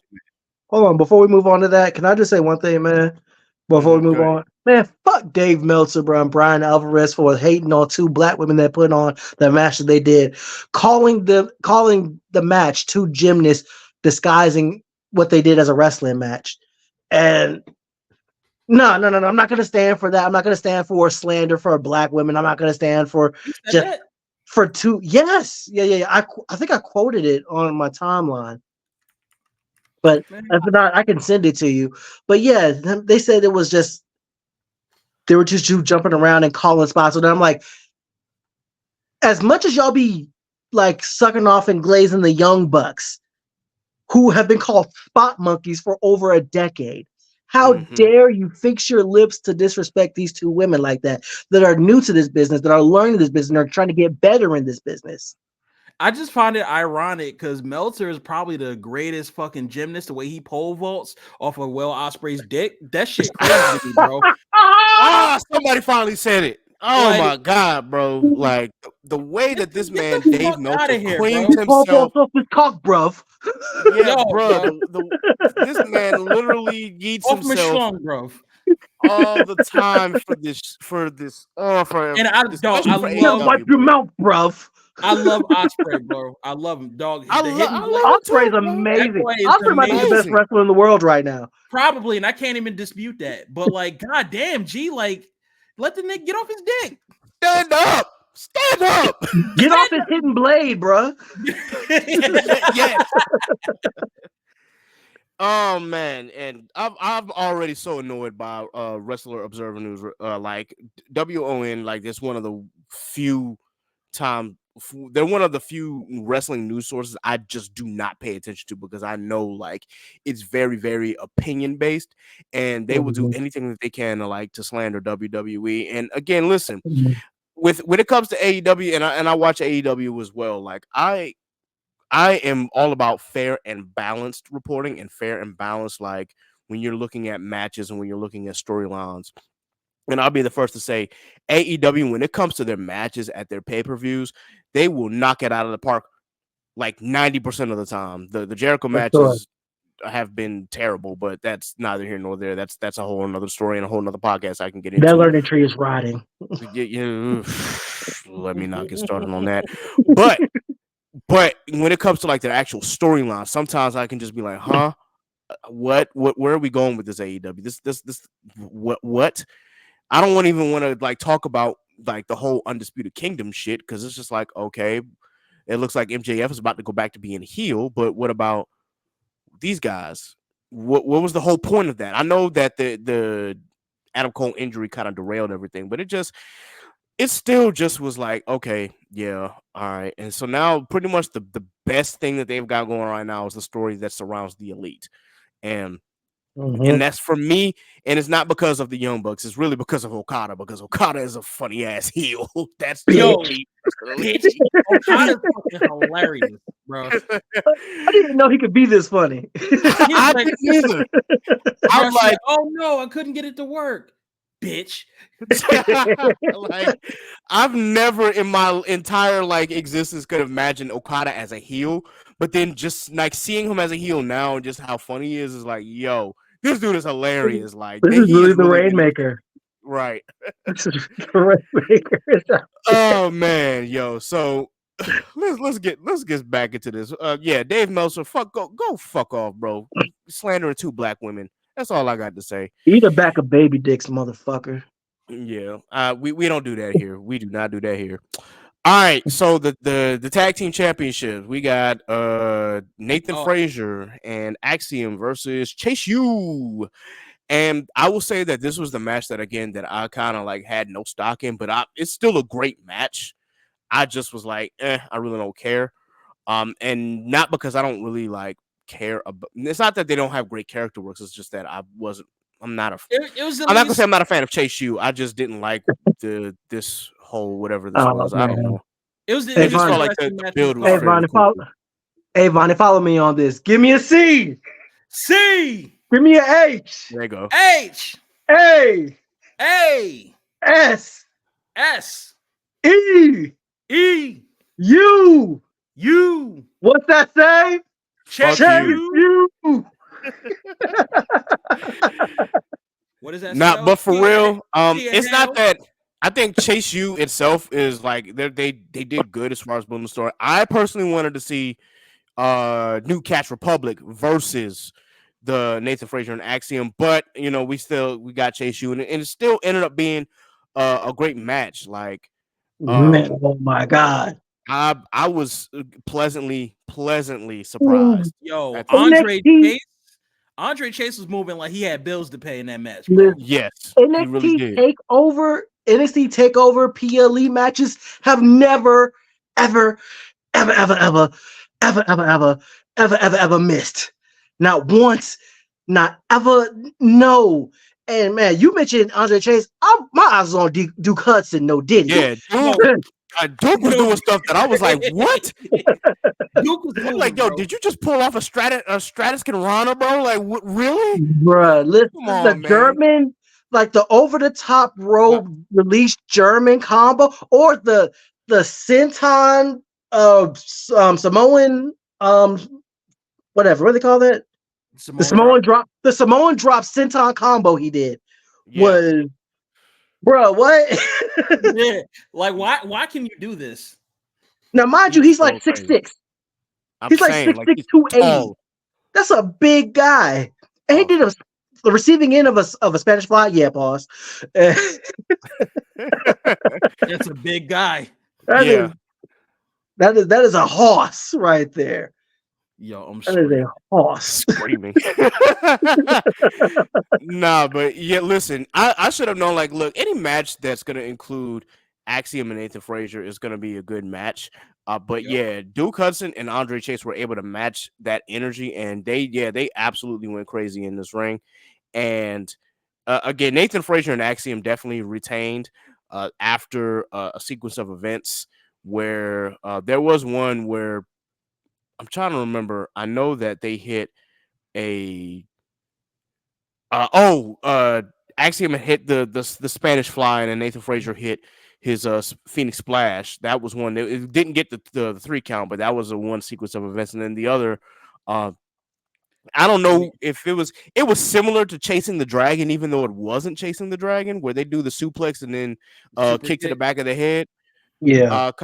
So yeah, because I think Chasing the Dragon ends in a brain buster as opposed to a suplex. So that, but still, it was a great match. And of course, Axiom won after hitting the golden ratio.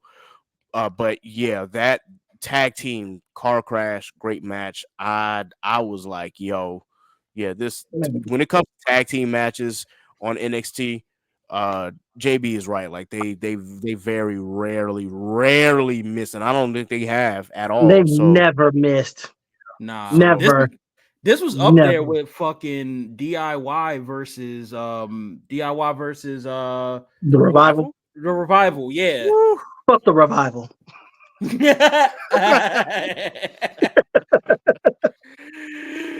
Speaking of which, DIY won the WWE Tag Team Championships in Toronto. Like it's like, oh, it's a callback to that match with the Revival because they even hit same ending. Same ending. So yeah, definitely shout out to them. But yeah, though this match definitely went crazy. Any thoughts before we move on to the women's championship match? I just want to point out one thing. Vonny like shouted out to Andre Chase. You're absolutely right. And to go back to the miss spot you mentioned, Ked, about the Spanish fly to the Phoenix Splash. Andre Chase came in, not only interrupted that count, but turned that interruption to a Canadian destroyer. He did. Yep. Yeah, he really did. Yes, he did. That might have been my favorite spot of the whole weekend. Just the timing it takes. And that whole thing happened in about a span of like 13 seconds. Yeah. Spanish fly, Phoenix Splash, interrupted Canadian destroyer. Bath salts, bro. Oh my god, I love that match. I know we said Obafemi Wesley might have been the best match. That might have been like my favorite, my personal favorite. I love those. They really went crazy. I love Axiom and Nathan Frazier. They're my favorite tag team in wrestling right now. I love. They gotta keep them together. I know they doing the whole like potential split, but they gotta keep them together for a while. Yeah, they got to, man. Don't split them up, bro. Like keep them going because they're cooking right now. Oh, so hard. The only thing I can say as far as this match and what it goes is Nathan Frazier got to change his tights, bro, because the ribbon thingy on the back of it that make fake look like he got a BBL, that shit be blowing my G. Like I need him to change that shit out. I'm sorry. It's been weighing on my spirit since Stand and Deliver, but like I need him to change that shit. Other than that, the nigga's golden, bro. Amazing grab. Nathan Frazier, a star. Amazing grab. Yeah. Fire, but it's just like, bro, I can't keep looking at your ass like this, bruh. Okay. That's probably get your boy. Yeah, for real, bro. All right, hilarious. Okay, the NXT Women's Championship match between Lola Vice and Roxanne Perez. Bruh. Hey, cut that. I'm so sorry. Hey, yo, Lola Vice is a legend, bro. Bruh. She's throwing hands and throwing ass, bro. Yo, respect. I'm the only thing that saddens me is that like Lola has the backhand now, which is amazing. I think it's great. I still need her to do the Buenos Noches though. Like, yeah, I'm saying like, yo, you had a whole other finisher. Like you have the backhand fist, but you also have Buenos Noches. You got a lethal kick. Come on now. But I was waiting for that, like, for her to think like, hey, I can't use my back fist, but I still got these feet, bro, and I can still kick your lights out. And they I got a was PhD. Yep. They I well was waiting. educated. Like you took Taekwondo, so like kicks are a specialty of Taekwondo. So I thought that she was really going to like use that to her advantage. But I mean, for what it's worth, the match was still really good. And this was the probably the most methodical match out of all of the matches today, because you saw Roxanne get in her head a lot. You saw her take advantage of course, injuring the right arm, so she couldn't do the spinning back fist. And Roxanne, for all my saying that she's cringe on the mic as a heel, at least her in-ring heel work is still really, really good. Like she's got her heel moveset and it works. I just like whenever she does her promo, I can't take her seriously, but that's just me, and it might be just because I love Roxy, so I can never really see her as like a heel. So I'm just waiting, when she gets on the main roster and goes back to being a babyface. But still, it is. I definitely enjoyed this match for what it was. Lola really got us emotionally invested, especially when she got hit with the pop rocks and kicked out. I was like, oh, okay. And then she got hit with the pop rocks on the table. They rolled her back into the ring and she still kicked out. Now I'm like, oh, wait a minute. And then Roxy hit 3 more pop rocks, and I'm like, okay, yeah, She had them stored finishers. She was like, Yeah, fuck Yeah, she she out of really here. did. for real. Yo, Like, dog, she was spamming them pop rocks. It was crazy, like back to forth, back and back and back. That match was really phenomenal, and that's a testament also, bro. Roxanne Perez is a dog in a ring, and like people talk about it, but like people really need to put more respect on Roxanne's name, especially for like her height and everything, and for what she do, bro. She out there moving like a giant. It's yes. impressive. It's amazing. I think that Roxanne, to your point of what you said, like the promo work, she's definitely gotten better in that sense too. Like it's more believable. I think also apparently she's been working more stiff with a lot of her hits and stuff, which is awesome considering I think getting ready for Julia. But what I will still say is I think that title needs to be on Lola Vice right now. Not right now, but like that title needs to go Lola Vice first before anything. Like Lola Vice need to get that champion spot, because I feel like if anything, she could definitely carry that torch. I think it's also a testament. We talk about Roxanne for how good she is. She's only 22 years old. Right, only 22, bro. She's only young. 22. Like she couldn't legally drink when she signed with WWE. Which is, hey, it's our next match. We're gonna talk about another person who couldn't legally drink, but hey, yeah, he's bouncy.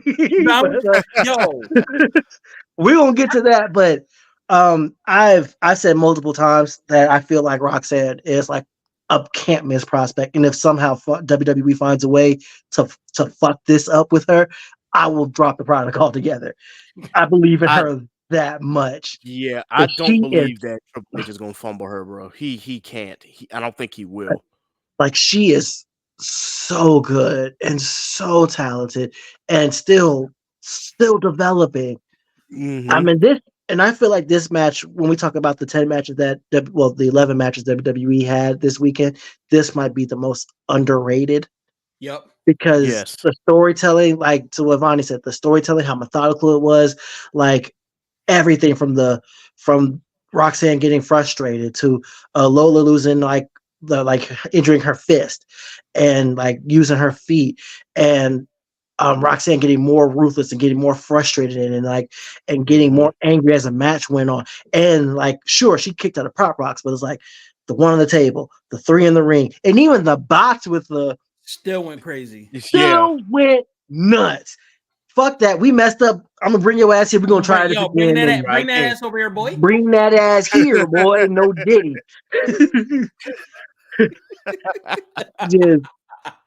Man. Such a good match. Such a good match. Very good match. Very good match. Now, but as we wrap up, we got to talk about the Fatal 4-Way for the NXT Championship. Yeah. Now, all of the other champions retained, but this one was a very, very surprise change. And I was I jumped out of my seat when it happened because I was not expecting it, at least not the way that it happened. If I guess for me, if one of the wrestlers had hit their finish and then got the pin, it's like, okay, cool, here we go. I would have been like surprised, but I would have been like, okay, bet. But just the way that this finish happened, so it's a fatal 4-way for the NXT Championship. You have, of course, the young OG Javon Evans, aka formerly known as Jay Malachi. If you have not checked out any of his prior work, you have All Ego Ethan Page. Ego. You have the former Ty Dillinger, Mr. 10 himself, aka the chairman, Sean Spears. And of course, whoop that trick himself, Mr. Trick Willie Trick Williams, the I like it. former NXT champion, because he lost this match. That's free. This was a phenomenal fatal 4-way, and I will say Javon Evans absolutely fucking carried. Oh my word, did he carry this match? And the story. This man is only 20 years old, and the stuff that he is doing in the ring. We were just talking about Roxanne, and we got to put the focus on him. It's like, bro, you doing what at 20? 2 months. It's 20. 2 months. It is insane. Like, his repertoire is crazy. Man. Let me hold on. There were a couple times where I actually did think that the match was going to go to him. He hit that his top rope cutter. I know we some people have like the same move, like Cody Rhodes has the Cody cutter, obviously, but just the way that Javon actually does it, how high he gets when he does it, it's like, yo, it looked more devastating. Exactly. Like between him and Montez Ford, like WWE has 2 space cadets at any given moment. Yep. Just right. Right, yo, it's crazy. And then of course his actual finish, holder in the row, which I guess it's a corkscrew plancha, I suppose, because he it's really like a corkscrew splash. Yeah, corkscrew splash, I guess. It's still amazing how he pulls that off too. But both times that he did it, of course, Trick Williams was able to break up the count. There were times where I know that Trick is probably the least experienced out of all 4 of these men, but and you can kind of tell because he had probably a lot of the break times.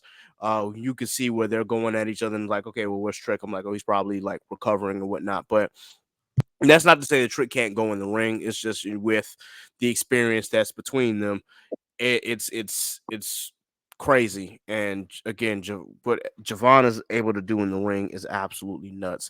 I want to talk about this ending though, because obviously this was the surprise of the night. This was nuts because this guy. All right, so Trick hits Javon and was it Javon? He hit Javon. He hit Javon with the trick shot.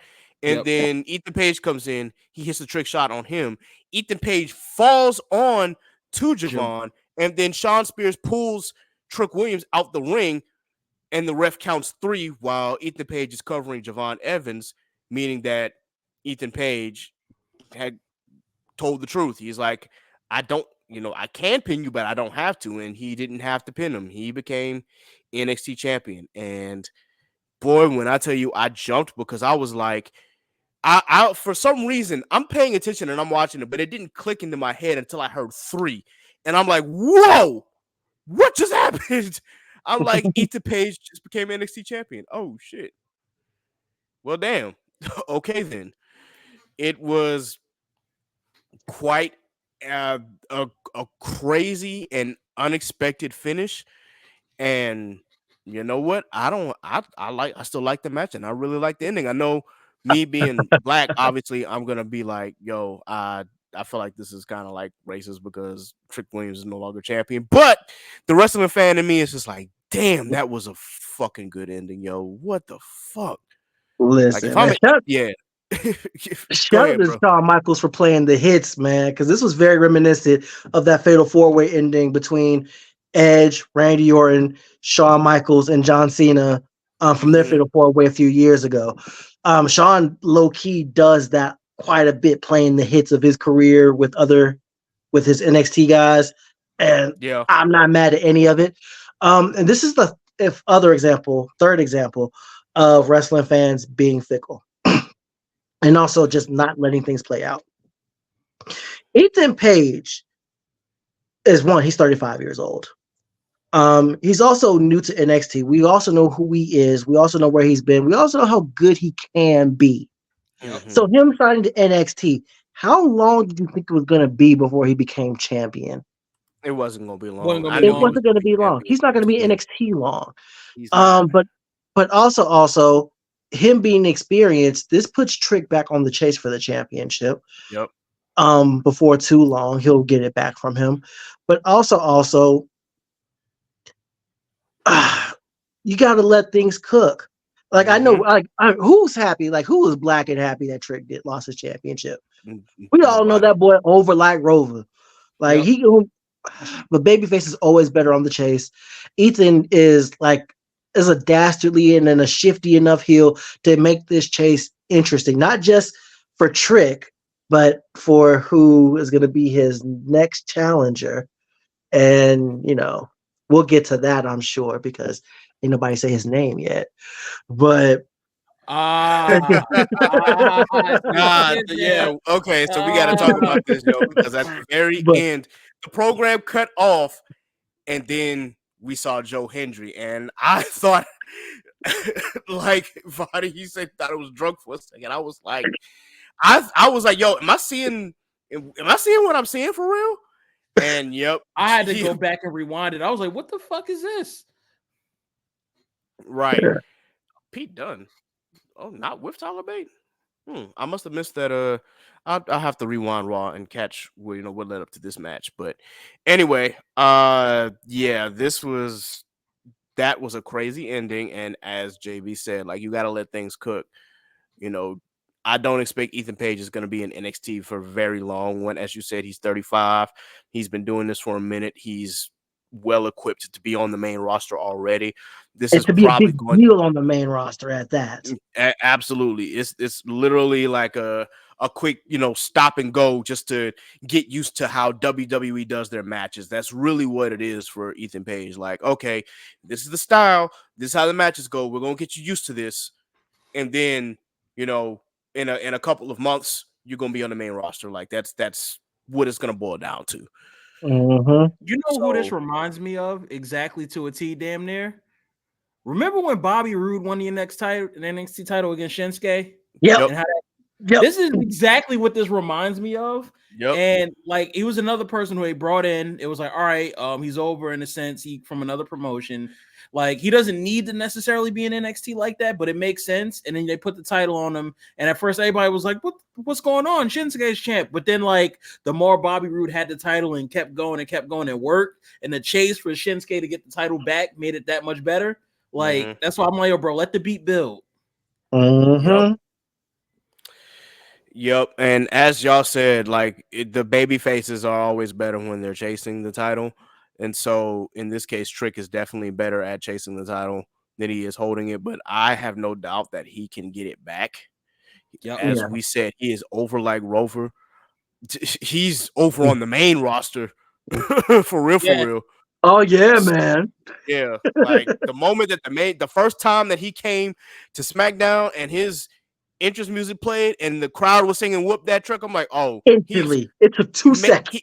Right. Like, he may not be technically ready for the main roster, but the main roster audience knows who Trick Williams is. Like, they ready for this guy. And also, man, can we point out the story beats in this match? Ethan Page was trying to pin anybody. Yes. Trick was mainly focused on trying to stop Javon from winning. Right. Javon was trying to more so get at Spears. Spears was trying to stop Trick from winning. I love how the dynamics are at play here. And oh my God. And just to see how Trick was livid at the end of the night at Ethan. Was pissed. Yeah, but at the same time, I'm like, Sean Spears? But No, go ahead, JB. But also, can we? Maybe I'm a little bit off base here. Y'all correct me if I'm wrong. Trick was a little bit haterish with Javon a little bit when he was playing. Yeah. Yeah. He was playing hater all night. Heelish. It was a little bit heelish. Yeah, especially when he pushed him off into the table. He was like, Yep. at first he was like, "Oh my god, I can't believe I did that." Then he was just like, "Well, I mean, I gotta do what I gotta do." It was on some long live the king type shit.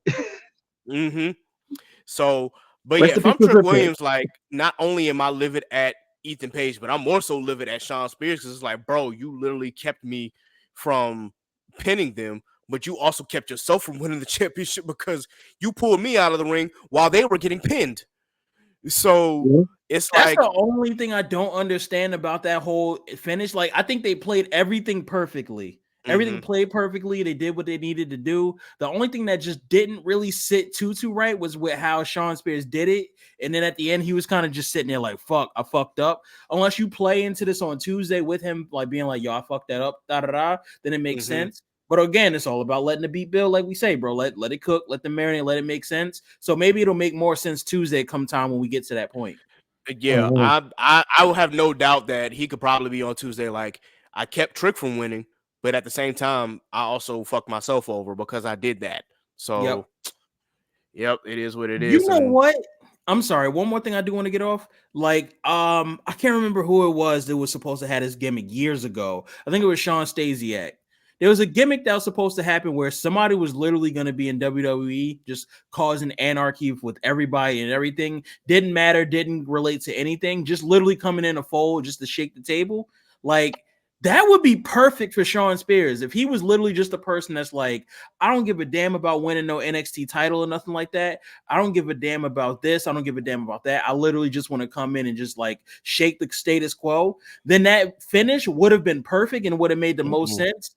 It'd have been like, hey, bro, like the table got shook. Now all eyes are on me. I'm the star of the show because I'm the reason that caused it. So maybe that's the aim. It could be. From the way it looked at the end, it doesn't seem like that, but that could be an angle that could be played into. His character seems like a better version of Jericho's learning tree. Yes. And he means for y'all to shit on Jericho. I love it. Oh, for sure. Yeah. As guys, where were you on January 6th? For those who don't know, listen, we're not discrediting Jericho's in-ring repertoire. We're not discrediting all that he's done for the business. It's just Jericho, the person, is trash, and Jericho right now as a character in AEW is garbage. So yeah, all around, just I'm good off that. It's like he ain't Hulk Hogan level yet, and I can't believe I said the ring name, but he's like, if my hatred for Hogan is up here, Chris is like, we right here. So, but anyway, I think that does it, guys, for the night. We definitely went over a little bit, but again, Raw is a 3-hour show, and we can just kind of rewind. Oh, I know I can rewind it. I've been watching at least the matches and talking at the same time. I haven't heard anything because it's on mute because I didn't want to interrupt the show. But either way, this is what we do it for, guys. Like, we love wrestling over here. And listen, for those who are going to be in Atlanta when Bad Blood comes along, I envy you because I know I'm not going to be able to get off of work for that. Bad Blood coming back after what, 27 years? 27 years to the day. To this day. That is crazy. That is crazy that the last time that we got Bad Blood was the first ever Hell in a Cell match and the introduction of Glenn Jacobs. Man, fuck yeah, Jim. Hey, him too. He's actually up there with Hulk Hogan. Yeah, absolutely. Oh, for sure. Great character, terrible person. Man, the worst thing he started doing was talking. Yo, Kane is on my Mount Rushmore wrestlers coming up as a child, but I'm separating the art from the artist in that sense. I want to let that narrative be known because y'all might see me in a Kane t-shirt, but that don't mean I support that nigga ideals or anything of that nature. I stand with black people. I stand with black women. You know how we ride. But also, bro, when he got unmasked and he was fucking people up at that point, bro, that meant something to me as a child in my spirit. But even our heroes, as we see with Hulk Hogan, they can grow up and be absolute shitbags. They lived long enough to become the villain, and that happens, and that's fine. For sure. It is what it is. As long as they're not touching people on some crazy style, bro. Like, yeah. It just, I don't know. It just kind of is crazy to me how how you can stand against the things that are just so obvious when it comes to like human health and human safety, and Yeah. just like when it comes to the preservation of us as one another, just as like as a species, because it's just, oh my It, god, I don't it even want to get into it personally. Like yeah. this ain't even my platform for me to do that, to stand on my soapbox. But it's fuck Glenn Jacobs all day and tomorrow, bro. Like that's just what Yep. it comes I'm down with to. you. I'm with you on We that. right here, bro. We right here. I know. So, I It's just just like fuck. that I shit wish gets it me was hot. better. It gets me hot thinking about it, bro. Because I used to look like up to you. Why did you have to be a shithead? right, pretty That's how much. I'm feeling. that thank you. That's it. It's like fuck. But that on a lighter note, Lola Vice Hive, man. That's all I'm gonna say. Listen, she throw I'm with fists it. and she throw ass. Hey, yep, I'm with it. I'm with it. All right, guys.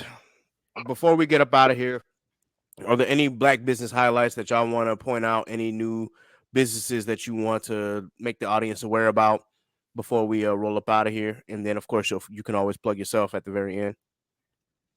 You go first, JB. Oh man, I came out of nowhere. I really don't have nothing off the top of my head. Um, just support your local black content creators, like your streamers. There are so many that we know, all of us. So like support everybody. Everybody we're gonna shout out. Everybody that we're connected to. Follow our socials. We plug people all the time. So Yep. look out for everybody. Like there's enough room at the table for all of us. Yep. So support everybody. Let's see everybody grow. Let's see everybody do better. Put some respect on JB and his content. That JB versus the world branding is solid. I'm letting y'all know that. There's a Oh reason man, why he keep doing all of these them press kits and stuff with like and MomoCon and everything. You get that consistently. There's a reason behind that. So know that when you appreciate that. Really appreciate that, bro. Yes, sir. Yes, sir. On my side, as far as like saluting and shouting out, I'll shout out there's a company called Black Girls Wrestle. They have an event called the Blackout that's happening. It is on September 28th. If you're in the Florida area, Daytona Beach to be specific, they are selling tickets for that. Right now, that card has 7 black women's wrestlers right now that are being showcased. Casey Lennox is the champion, but you got the likes of Alexis Littlefoot, you got Maya World, who's fire. You got Scotty Sosa. You got Cassandra Golden. You got Kayla Capri, and you got Jada Stone, who just most recently got shouted out by Bailey, who wore her shirt at WrestleMania. And past that point, is just an all-around phenomenal wrestler. Like the spotlight needs to be on indie wrestlers for real deal, because they be out there busting their ass to get seen and get them accolades, and they deserve every bit of it. Because a lot of the matches be a lot better than what y'all see on regular wrestling too. So y'all might want to tap in with that. That's a fact. And also Hubtaku is a proud sponsor of the Black Girls Wrestle, the Blackout that's coming, just as a heads up. So there's a level of that there too. But more importantly, bro, we just support that. Shout out to Hubtaku, man. Yeah, big shout out to Hubtaku. Big shout out, man. All right, guys. Well, I got a little bit of time to do the rundown, so I'm gonna do it really quickly. For those who don't know, of course, the rundown is where we shout out all the podcasts, content creators, black artists, and black businesses that support this podcast or have supported this podcast in the past or in the future. So with that, for the podcast shout outs, of course, Shogo High, you already know it. Shout out to the gang inside the Mind of Blur. Also, shout out to the gang. Shout out to Mike Check Waifu. Stay tuned. That's all I'm gonna say. Stay tuned. Shout out to Worst Generation Podcast and Blanime Podcast, both together, formerly known as Anime After Dark. Shout out to my boys at the Truth and Transparency Podcast with Brother X, the Culture Scientist, and Mr. Smith. They will be back soon.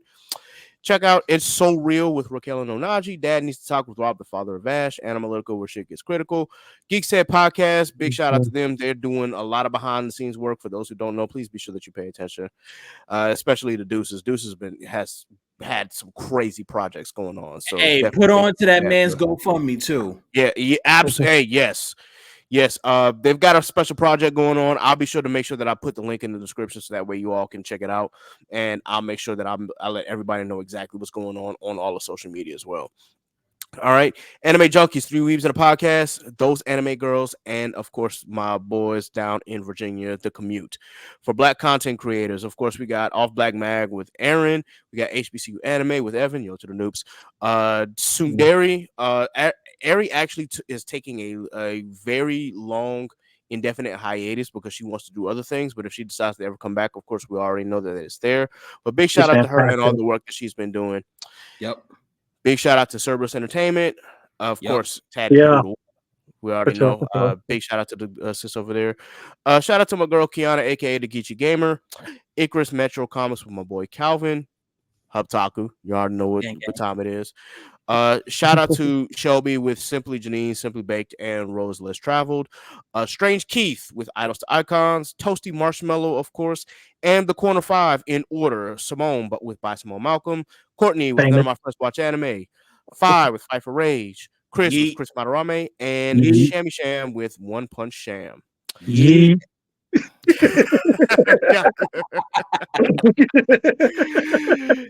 Y'all are ridiculous, man. All right, and of course, Scuba Steve and Alpha with Blur Mind Productions for Yeet. our, Yeet.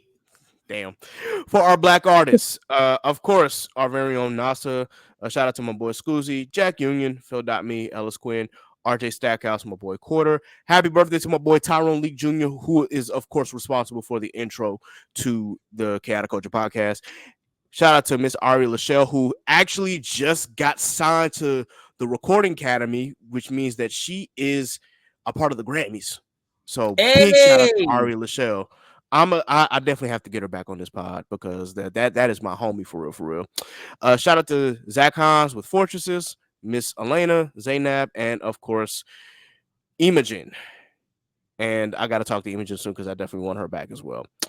And for our black business shout outs, Already Paid by Dre, Fresh Nurse, Righteous Minds by Timo, KSS Brand by Christina, Cream Cosmetics by Naima, Mind Over Money by Miss Tremaine, Studio Maho with Pat and Yin, Concept Moon, She Designs 2 with Aaron, Black Magic / Lit Wands with Low and T, Happy belated birthday, Low, H4 Creative with Miss Zenobia, Real Estate Stone by Miss Meredith, Soul by Bell by Mariah, Good Vibes Only with NASA, and Scrappy Sentiment with my other co-host, Miss Sappy.